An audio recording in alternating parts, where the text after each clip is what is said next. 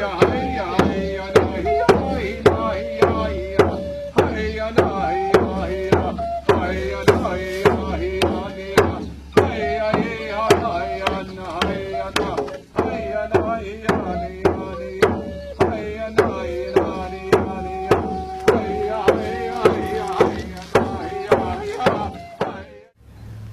Bill Ryan, and I'm the author of the serpo.org website, which went online in the middle of November 2005.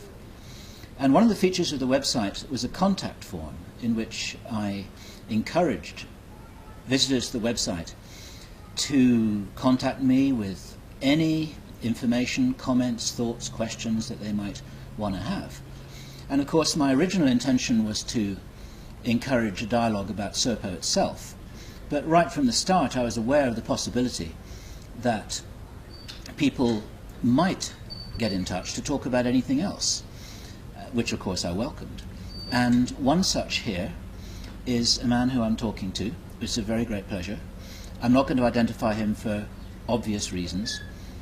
And he has a very interesting story to tell about his personal interaction with relics and documents and artifacts and films from a whole series of alien encounters, starting off with Roswell in 1947. And it became very clear that after this man contacted me just saying that he had an interesting story to tell and told me one or two little details about that, I picked up that bull, recognizing that there's something here of some considerable importance. This has got nothing to do with the Serpo story, but it should be something that's of considerable interest to every serious student of ufology. And I wonder if I could just ask you to summarize your story just in a couple of sentences, just so the viewers here will get an idea of why it was that I immediately seized on what you had to say and saw that it was important. Well, I had my original contact had been that I had seen nothing in my experience that had to do with the Serpo story, but that I had other information. And basically what that information was that I spent 6 months at an aerospace company. I'm not a military person. I never was in the military. I spent 6 months archiving and filing artifacts, videos, films, pictures, and documents having to do with the government's involvement in UFO projects, research, and that sort of stuff. And this was in which year? In the 1980s? This was, yeah, 84, 85. All right. And what did your job exactly entail, and what kind of material did you find yourself holding in your hands during that time? Well, I was pretty much a file clerk with a security clearance. And I was brought items each day, and sometimes they were to be divided up into different branches of service. Sometimes they were to be divided up in classifications. Sometimes they were to be divided up as to what the content was inside them. Most of them were sealed.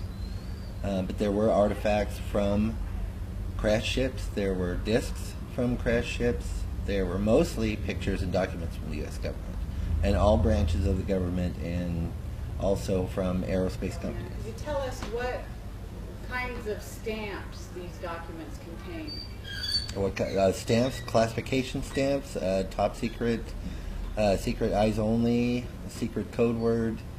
A lot of them were only to be opened by authorized personnel. I mean, I worked in documentation, so I knew the markings on documents, and I knew what I should have been able to see, and in my regular line of work, and what, things that were marked incorrectly, I had to mark also correctly. So I was involved in that sort of stuff in my work.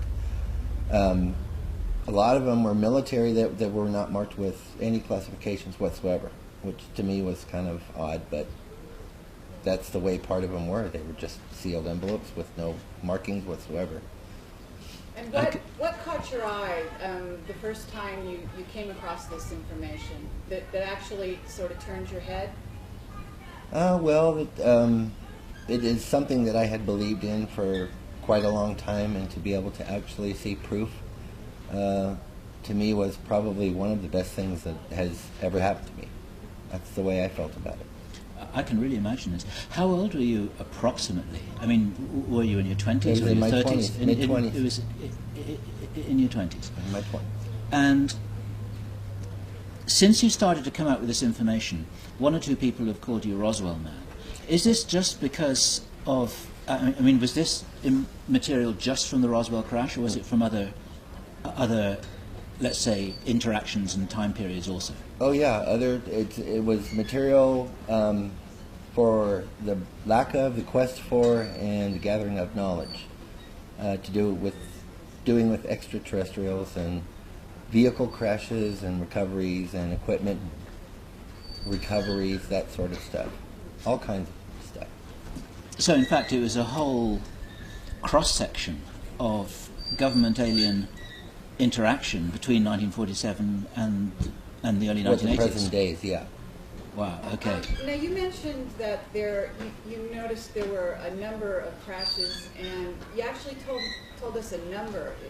Can you tell me what was that number of crashes that's happened over the years? It's over 50. Over 50? Over 50. Over 50 crashes on American soil? American and abroad.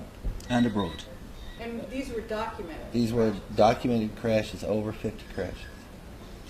Do you have any idea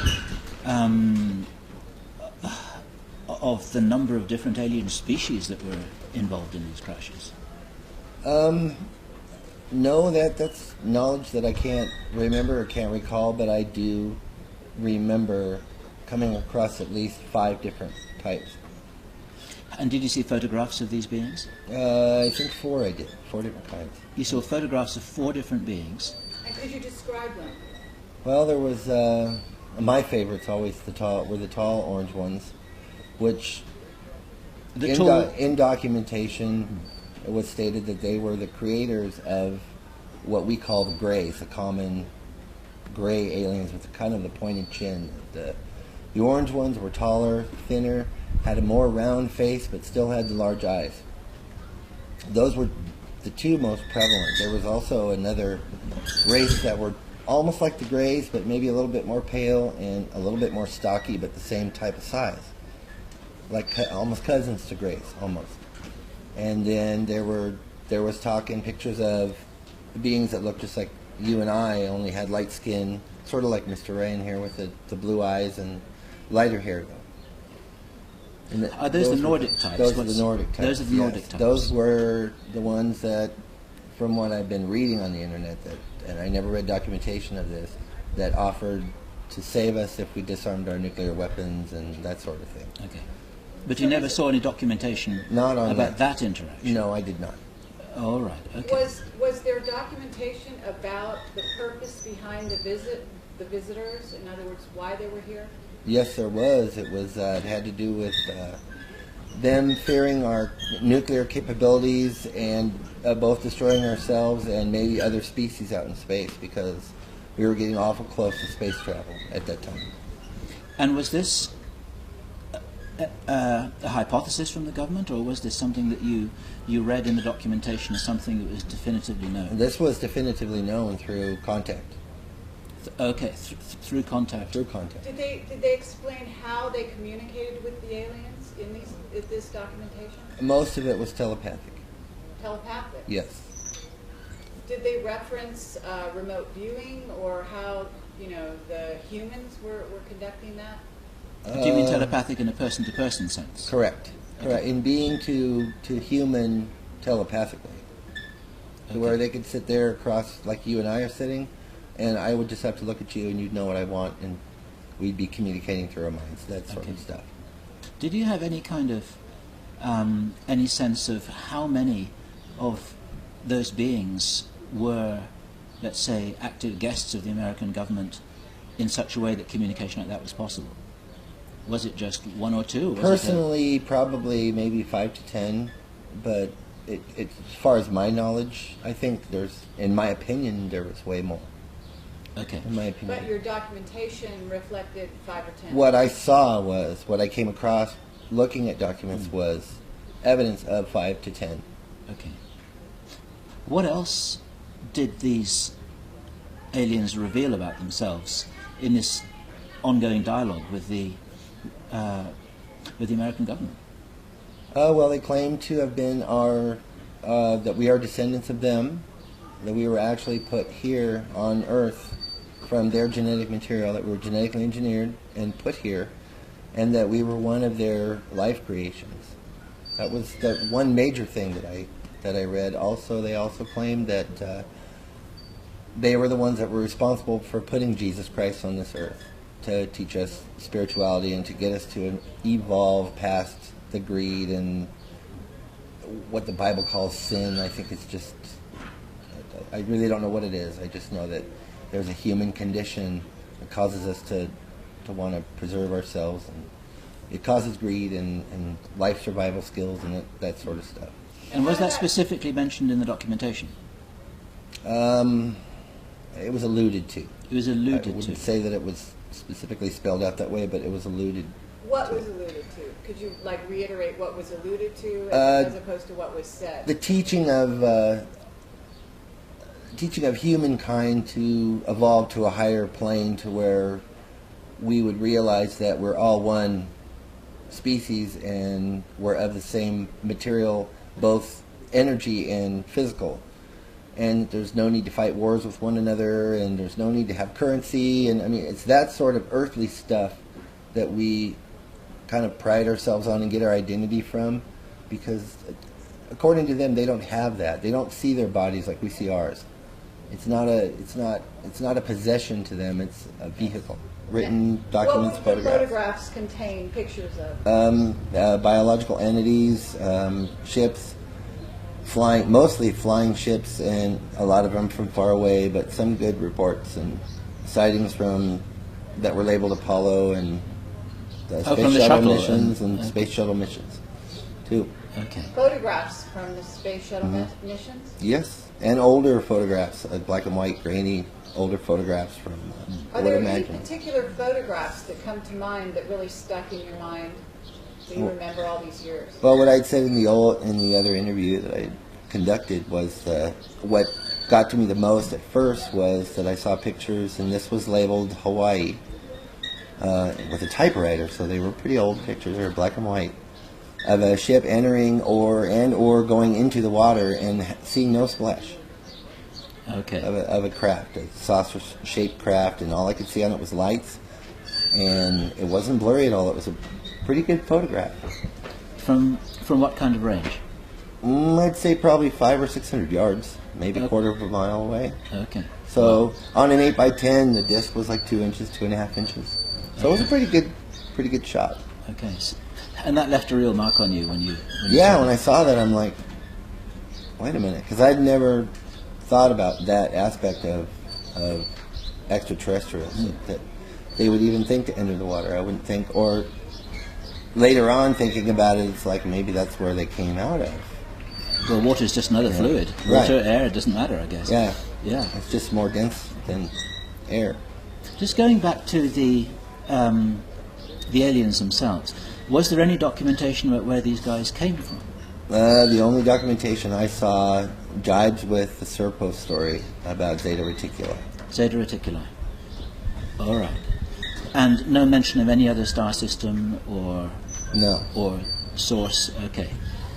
And was there anything there that could be interpreted as being threatening to the human race or to individuals? For instance, was there anything there about abductions or about complicity with any kind of control scenario over the population? Nothing whatsoever. What about alien technology? Was there any indication that we were getting, technological ideas from them? There was documentation on receiving items but not getting any manuals, that sort of stuff. Where we had to revert. Like, here it is, look at it and check it out, and this is what it does, and here it is. Okay. Any recollection there about in what realm that technology? Anything? I mean, are we talking about power sources? All I can remember, power source. Devices? I remember power source, but more communication. Communication devices. Yeah.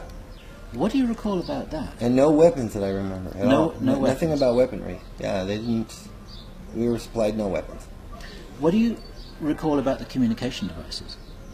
Are you talking about... Not a lot. Just that there were people assigned to try to figure out how this thing works.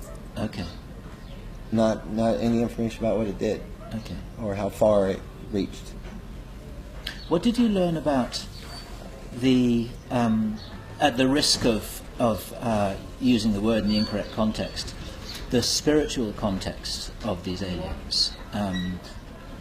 In what, I mean, did you learn anything about the way that they related to whether they had a spirit or a soul as opposed to just being mechanical entities? Yes, no, they definitely had communicated to us that they were spiritual like we were.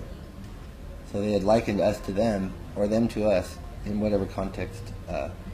And they talked about recycling their bodies and not their bodies. They didn't look at their bodies as a possession. They looked at their bodies as a transportation device to get their soul from one place to another, or to house their soul. It wasn't a sacred possession like it is here on Earth with humanity. A little bit like the driver of a car. Yeah. And then when the car got worn out. Yeah, but a car that I would liken it to a driver of a car, but everybody has exactly the same car, and there's an endless supply of them. Okay. So you don't have to pay for it. You don't own it. It's not special. It's just there. What would happen to these guys when their bodies died? They would just get a new one.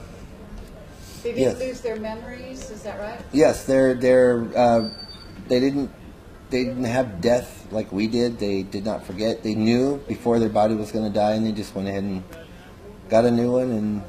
And this continued? Their body pretty much was gone after they left, so yeah. And it continued, and this was, for them, anywhere from 200 to 400 years. 200 to 400 years would be the duration of one lifetime for their body? Of their shells, yes. Their shells. Now, there's an interesting word you use. Was that a word that you saw in the documentation? That's how it was worded, according to our representatives, yes. That's okay. That's how it was described. What about names of military or presidents at the time in the documentation? Was there any clear names that you recall? I remember reading Truman and Eisenhower, but no other names. No one more recent than that. No one more recent than that. Your understanding is that Truman and Eisenhower did know about the aliens' visit. Well, I saw evidence that they did know. I think that most presidents, if not all, from then on, do know. I don't know how much access they've had, but I think they know. Sure. Was there anything that you read that at that time in the 1980s that pertained to what then was in the future? In other words, the year. Oh, what was coming? 2012. Oh, was coming? Yes. Talk about them. What was described as a mass landing in 2012 at the end of the year. At the end of 2012. Yeah. A mass landing. A mass landing. And that was a date that you read in the documentation. At that stage, yes. That was an identified date. And was that going to be something that the aliens were telling the Americans was going to happen, or was that something that was being organized? Well, they were telling them that it was going to happen regardless of whether they wanted it to or not. That they were going to come and make themselves known. And was there a reason why they were choosing that year? I'm not sure. I think that year has been chosen for a long time. I just think there's a lot of civilizations that were on this planet, maybe still are, but some that were and are not anymore, that knew of that date and why it was so important. So there's a sense of an inevitable future which we're rapidly approaching. Yes. And this is documented. Yes. And I mean, right now we're not very many years away from this. No, we're not. How does that make you think and feel, given the experiences that you have? I welcome it because I don't think there's any animosity toward us. I think what's going to be more disturbing is how the government handles it and decides to handle its citizens that maybe want to know more. Do you have any observations or thoughts about how it's being handled at the moment. This is Very 2006. poorly. Very poorly. Yeah. Very poorly. Yeah. So, if you were in charge of a disclosure operation, how would you do this, given the information that you know? If I had to start now, that's a tough job. I think it would have been started a long time ago. I think that I would have publicized Roswell and not pulled that newspaper article and not pulled the reports off the radio. I would have let it continue, and I would have welcomed more qualified and you know, scientists and stuff to come in and talk about this, and so we could, you know, because it was observation at first until there was more communication, until we discovered beings and recovered beings that were alive, because there was several crashes that were all mutilated and dead, of course. I mean, But there were crashes in which there were survivors? yes, there was. And there were, and of the beings that didn't survive, there were autopsy reports Yes. as well. Yes. So you actually saw some autopsy reports? Yes, I did. A few. Do you remember what you read in those autopsy reports about their physiology and biology? Well, I remember reading about their blood being chlorophyll-based and them not eating, ingesting as we do. They don't have stomachs, don't have waste material that, like we do. They don't have a traditional human. They're like a cross between like a plant and an animal, and they gather their energy through absorbing minerals through their skin. And they use light for photosynthesis. I'm just curious what your own personal experiences have been. Have you ever had any, let's say, visitations since you left the job, be they Men in Black and or alien visitations? Nothing. Never ever seen a UFO in my life. And I bet you wish you had. I'm waiting. No sightings, no. And no Men in Black, No no MIBs, threats? no nothing. No, nothing. Well, I've never done any of this before, so. Well, may that continue. Conjured up in the last 2 or 3 months. I'm talking with Mr. Ryan here. All right, well, thank you very much for being so honest and coming forward so amazingly, forthrightly, and you know, we hope to hear more from you. Well, you probably will, and it was my pleasure. And this is a real service, so you're a brave man. Thank you. You're welcome.